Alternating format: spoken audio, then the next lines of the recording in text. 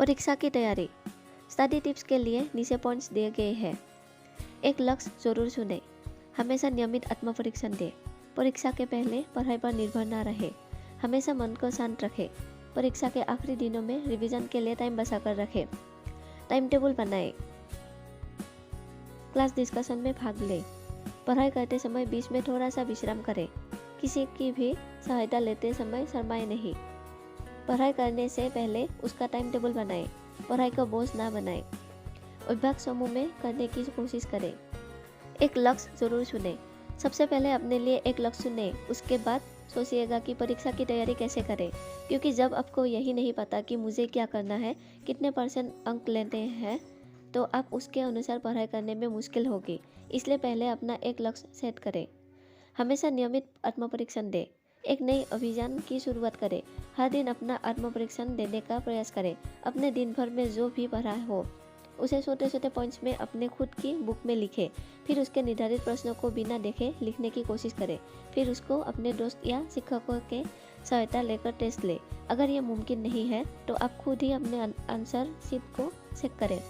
ये करने से आपको पता चलेगा कि आपकी कहाँ पर गलतियाँ हो रही है और ये गलतियाँ वापस भविष्य में ना दोहराए, इस बात पर खासकर ध्यान दें। परीक्षा के पहले पढ़ाई पर निर्भर ना रहे। फिर जो भी स्कूल में पढ़ाया जाता है उसे उसी दिन घर पर आकर पढ़े। उसे परीक्षा तक ना रखें। यह करने से आपको जो भी पढ़ाया है स्कूल में वो उसी दिन समझ में आ जाता है। अगर ना आया हो तो आप दूसरे दिन जाकर अपने शिक्षक से उसके बारे में पूछ सकते हैं। ये चीज़ अगर आप रोज़ घर पर आकर करेंगे तो आप परीक्षा के समय रिलैक्स और शांत रहेंगे। हमेशा मन को शांत रखें। परीक्षा के समय अपना मन हमेशा शांत रखें। रिसर्च के द्वारा ये पाया गया है कि एक शांत मन 4 गुनी ज़्यादा चीज़ याद रख सकता है और बेहतर कर सकता है। इसलिए परीक्षा के समय अपना मन हमेशा शांत रखें। परीक्षा के आखिरी दिनों में रिजर्वेशन के लिए टाइम बचाकर रखें। परीक्षा के आखिरी दिनों के समय रिवीजन के लिए टाइम बचाकर रखना चाहिए। इस रिवीजन के समय केवल वही पढ़ना चाहिए जो पढ़ा हो। यह करने से आपने जो भी पढ़ा होगा आप उसकी अच्छी पकड़ हासिल कर सकते हैं और अंत में इसका अच्छा परिणाम मिलता है। टाइम टेबल बनाएं। वैसे तो टाइम टेबल सब बनाते हैं, लेकिन किसी भी लक्ष्य को प्राप्त करने के लिए सिर्फ टाइम टेबल के जरिए ही आप अच्छी रणनीति के साथ अपने पढ़ाई कर सकते हैं। एक सही टाइम टेबल सबको बनाना चाहिए। मतलब ये है कि नए साल में नई क्लास की पढ़ाई शुरू होने से पहले ही आप अपने लिए एक बेहतर टाइम टेबल तैयार कर लें। क्लास डिस्कशन में भाग लें। क्लास डिस्कशन में भाग लेने से हर एक व्यक्ति अपने तरीके से सवाल का जवाब समझाता है। यह करने से दूसरे लोगों की बात पर हम ध्यान देते हैं और वो बातें हमें जल्दी याद रह जाती है। पढ़ाई करते समय बीच में थोड़ा सा विश्राम करें। पढ़ाई करते समय बीच में विश्राम जरूर करें। यह करने से आपने जो पढ़ा है वो जल्दी याद रह जाता है। लगातार पढ़ाई करने से मन को बोझ लगने लगता है और जो पढ़ा होता है वो हम जल्दी भूल जाते हैं। किसी की भी सहायता लेते समय शर्माना नहीं चाहिए।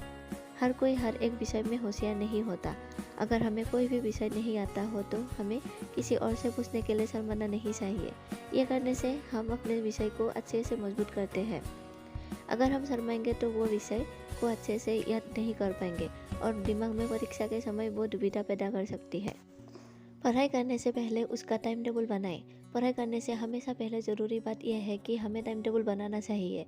टाइम टेबल बनाने से हम अलग अलग विषय को अलग अलग समय में बांट सकते हैं। यह करने से हम हर एक विषय को अच्छे से पढ़ सकते हैं। परीक्षा के समय टाइम टेबल बनाना बहुत ही आवश्यक होता है। पढ़ाई को बोझ ना बनाएं। पढ़ाई करते समय हमेशा ये बात का ध्यान रखना चाहिए कि हम उसे कभी बोझ नहीं बनाएं। अगर हम पढ़ाई को बोझ बनाते हैं तो वो विषय हम कभी भी याद नहीं कर सकते।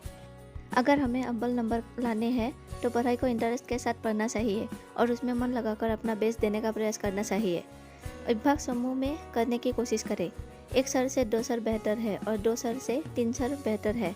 इसका ये मतलब है कि हमें पढ़ाई हमेशा समूह में करने की कोशिश करनी चाहिए। ये करने से हम कठिन से कठिन विषय को आसान तरीके से हल कर सकते हैं। धन्यवाद।